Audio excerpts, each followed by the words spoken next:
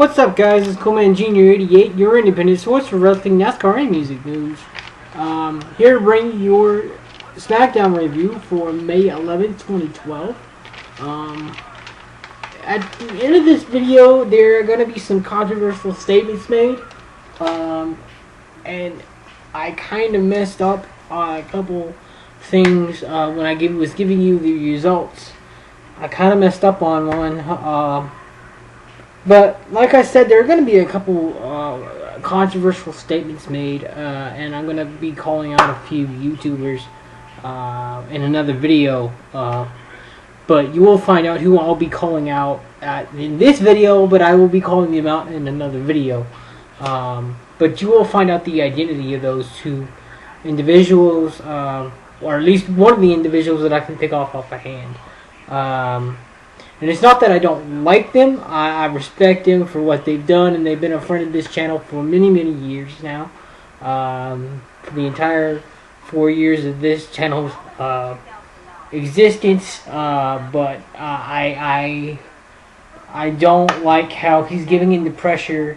How this person is giving into pressure due to one particular segment of haters, and he won't post any wrestling related content anymore. It just seems to me that he's lost the ability to say what he thinks and not give a crap. Which, like me, if I have a feeling and it's personal, and it gets in the way of the storyline, you'll know about it. Everybody know about it because I wear my emotions on my sleeve. I am a spoken out person. I speak out when I feel things are wrong, and I feel this person has done wrong. So that'll be for the end of the video. But for right now, I'm going to give you guys your SmackDown review for May 11th, 2012. Here we go. Segment number 1, we had a tag team match. Chris Jericho and Alberto Del Rio versus Sheamus and Randy Orton. A toss-out match due to a breakdown. The referee couldn't keep control. All 4 men are slated for a fatal 4-way for the World Heavyweight title at the Over the Limit pay-per-view.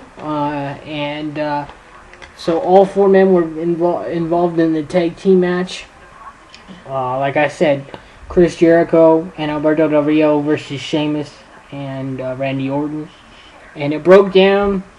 The referee couldn't keep control, so we tossed it out. Segment number 2, we had a tweet from Eve, John Laurinaitis'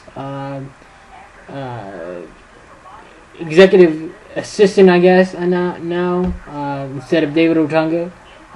She tweeted the following: due to the results of the previous segment, there will be 2 one-on-one matches. And they will consist of Randy Orton versus Alberto Del Rio.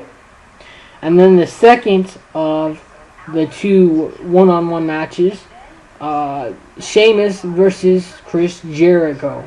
And again, this was the fallout due to these 2 matches were the result of segment number 1, the toss-out tag team match. We move on to segment number 3, AJ Lee versus her best friend Caitlyn. For the past 2 weeks, Caitlyn's been trying to snap AJ out of this funk, I guess, after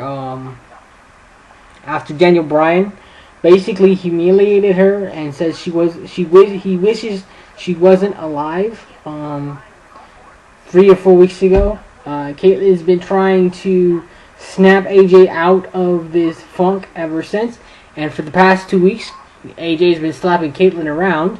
So for the first time in 2 weeks, we have an actual match concerning this situation, and it was a forgettable match, as all these matches as of late have been. Basically, AJ and Caitlyn come down the ring. AJ, the bell rings. AJ slaps Caitlyn around. 1, 2, 3. Match is over and done with. Not even a minute. Not even 2. I believe it's not even 2 minutes long. Minute and a half, something like that. Then at the end of the match, Daniel Bryan comes down, cuts a promo with AJ, and says basically, AJ, wow, call me impressed. I love the emotion. But I want to move on from this situation. There's been a lot of angst and turmoil surrounding me breaking up with you, AJ. And says he wants to move on to Caitlyn, AJ's best friend, whom she just beat not even 30 seconds ago, and AJ's face turns to a bright red. She storms off, and she's even madder than she was when the match was going on. So, Daniel Bryan's heel character is going over very, very well concerning that situation. So, yeah. Segment number 4. Concerning Daniel Bryan, the reason Daniel Bryan came down for segment number 3, well, he was supposed to have a match with Big Show.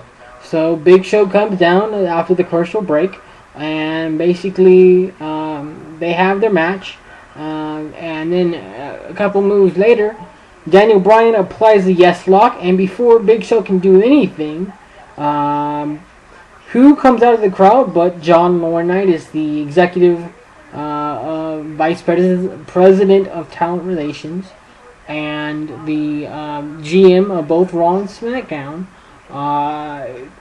Basically hands the victory over to Daniel Bryan, and then proceeds to jump in the ring, confront Big Show. This past week, Big Show was caught laughing about John Laurinaitis' voice twice by Eve. As John Laurinaitis has stated, also the previous week on Raw, that he wasn't going to take any more crap. No one was going to push him around anymore, and so he exhibited this feature on SmackDown tonight, stating that he's going to Big Show is going to apologize properly to John Laurinaitis, and if he doesn't, there's going to be consequences. And he makes Big Show say yes sir and all this and all that, embarrasses him basically, then walks up the ramp and proceeds to say that he claims that he's going to beat John Cena at Over the Limit. My professional opinion, as a YouTube shooter, as a YouTube promoter for professional wrestling, it's going to be a lend out match, and whether that is he's gonna have other superstars do his dirty work, because we all know that he can't wrestle as well as he should. He can wrestle. He was a former wrestler, but he wrestled in Japan, and he never really made it as big as he wanted to make it here in the States, and that's why he went over to Japan and was a star there.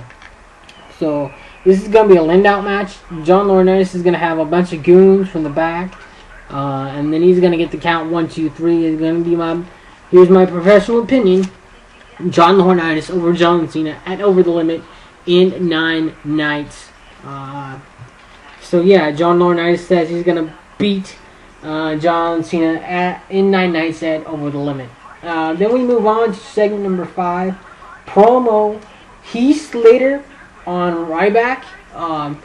Heath Slater saying, I'm this one-man Southern rock band, and Ryback's not beating anybody of significance, and he's not beating the one-man Southern rock band, and all this and all that. And right after that promo was cut, all we hear is Ryback's music. Jumps into segment number 6, Ryback versus Heath Slater. And then, of course, Ryback is being billed as the next this generation's Goldberg, Bill Goldberg. As we all know, wrestled for WCW and a little while for WWE. At the tail end of WCW, that's all WCW had. At the tail end, of course, there was Rey Mysterio, Chris Jericho, Dean Malenko, and all those other guys. Those guys were talented, but at the end of WCW, all they had was Bill Goldberg, and Ryback is being billed as Bill Goldberg right now, this generation's. So yeah, Ryback wins in overwhelming fashion. So yeah. Then segment number 7, we have Alex Riley versus Antonio Castanelos or something like that.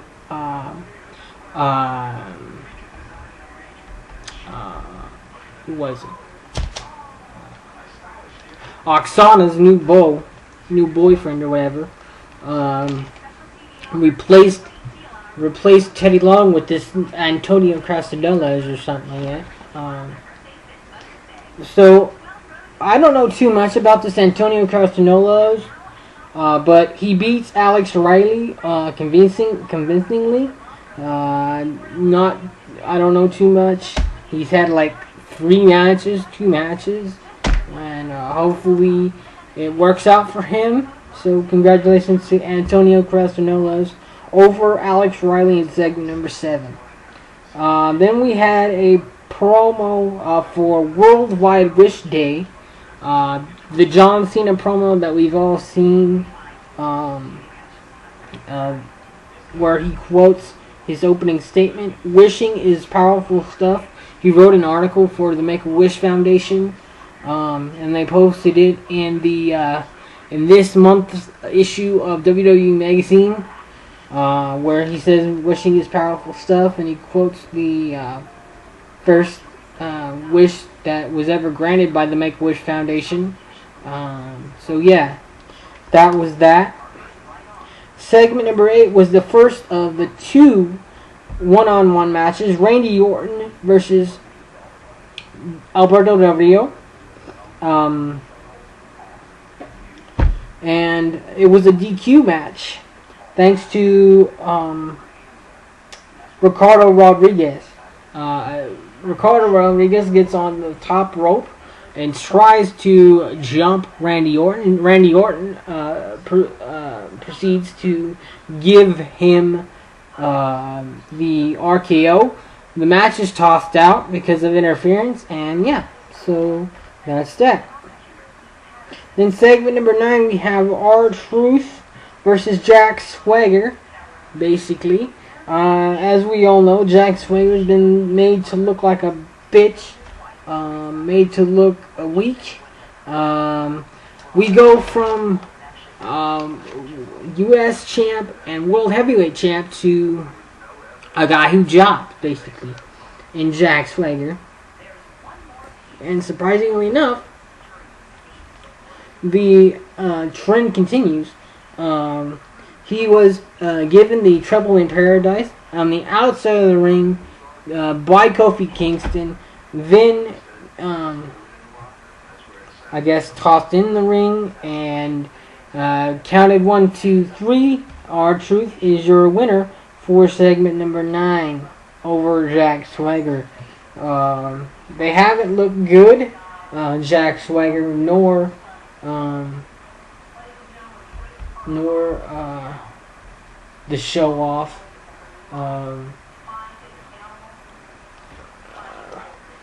I forget the blonde. I'm seeing the blonde hair. Dolph Ziggler. Dolph Ziggler nor Jack Swagger's look good as of right now. So yeah, R-Truth over Jack Swagger. Then segment number 10 was Santino Marella and Zack Ryder versus Titus O'Neil and Darren Young. Darren Young and Titus O'Neil win over the comedy team of Santino Marella and Zack Ryder. I feel bad for Zack Ryder, honestly.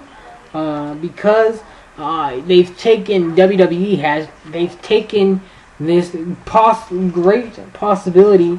Had the girl, had all this, had all that. Have him lose at WrestleMania 28 in front of the girl during the big tag match to give John Laurinaitis the power at WrestleMania 28. And basically, he's gone down from there. The Kane program that he was working with Kane there for a while didn't work out very well for Zack Ryder. WWE has really treated him really, really bad. They've taken his original concept, the Z True Island story concept, from his YouTube channel to the WWE's YouTube channel, and they've really, really changed it, and he doesn't like it anymore. So I feel really bad for Zack Ryder. But we move on from that to segment number 11. We have an interview with Damien Sandow. We have that teacher guy from ECW. I can't think of his name right now, but he asked Damien why he flaked out on his very, very first match. And basically, Damien Sandow basically gives a philosophical answer, and he blah and says this interview is over. So yeah.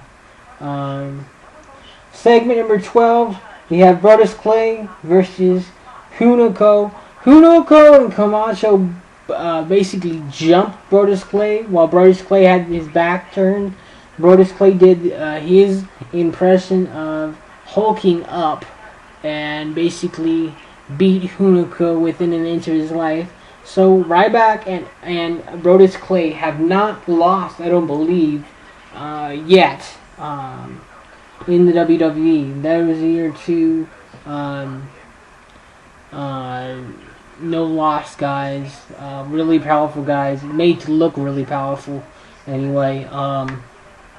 And WWE's attempt at punishing Brodus Clay is not working out very well for WWE's standpoint. He's over very, very well with the younger generation of fans, and yeah. So his punishment didn't hurt him at all. His so-called punishment, anyway. We move on to segment number 13, which was the same injury update we had this week on Raw. In the fact that Triple H has to wear a metal cast thanks to Brock Lesnar breaking his arm. So yeah. Now, in segment number 14, the final match, the final one-on-one match, Chris Jericho versus Sheamus, and basically toss out Sheamus. Who was it? Alberto Del Rio interferes. Randy Orton, Alberto Del Rio interferes, puts Sheamus in the arm breaker, the cross arm breaker, and basically Randy Orton runs down. A referee tosses out the match, and that's your review for May 11th, 2012 SmackDown. Thank you guys for watching. And now here's the situation. Basically, in the next video that you see on my channel, you guys, I'm going to call out two individual wrestling shooters. I can't think of the first one right now because I don't have his name ingrained in my head, but I'm going to call out in that video, I'm going to call out the 420 Goonie, basically. It's not that I don't like the dude. I respect him. He's been a friend of this channel for over 4 years, the entire 4 years of my existence here on YouTube. I respect him immensely. This channel respects him immensely. My problem with him is he's given in to the fans, basically. And I don't know why, as shooters, as wrestling promoters, I feel that if there's an issue and we have our personal feelings, if we have something to say about it, we will. And instead of making a video and stating the facts why he won't make a wrestling video anymore, or just on this specific topic, I don't know, but he posted something. I don't have it right here on my desk, but I will go back to his channel and read that specific post that he posted on his channel, and I will make a video about it, along with calling out another YouTuber. And like I said, I cannot recall this YouTuber's name right now, but I will be calling him out as well. And I just want to know why. I'm not calling them out to challenge him. I'm not calling them out to pick a fight with him. I don't want to do that. That's not what this channel's for. That's not what I'm about. That's not anything like that. I just want to know why. Why can't you just make a video stating why you don't want to make any more wrestling videos about this specific topic or any more? I don't know what the 420 Goonies is all about, why he won't make this specific video. And like I said, I will quote you this quote that he posted. I don't know exactly what he won't make a video about anymore, but when I read it, I was kind of perplexed, basically, and I just want to know why. That's all. So expect that, the 420 Goonie, and you'll know the other person when I can remember, when I have it written down in the next video. So thank you for watching. Expect that from me in the next couple of days. Thank you for watching your SmackDown review for May 11, 2012. Peace out, be blessed, and thank you guys very, very much. Thank you. Peace out, guys.